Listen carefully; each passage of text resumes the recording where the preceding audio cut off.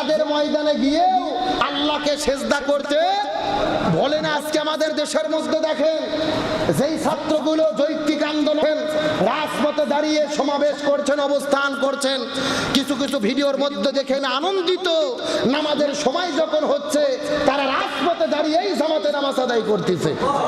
আলহামদুলিল্লাহ বলেন। একদল দাঁড়িয়ে আছে রাস্তায়, আর এক দল মাঝখানে নামাজ পড়তেছে, দল মাথায় ছাতা ধরে থাকে। গতকালকে চট্টগ্রামে দেখেছি ছাত্ররা নামাজ পড়তেছে, অ্যাডভোকেট উকিলেরা শিক্ষকেরা চতুর্দিক থেকে তাদের নিরাপত্তা দিচ্ছে। জিয়াদের ময়দানের ঘটনা আমরা শুনেছি, সাহাবীদের মধ্যে দুই ভাগ হয়ে যেত, এক ভাগ নামাজ পড়তো আর এক ভাগ যুদ্ধ করতো, পাহারা দিত চতুর্দিকে।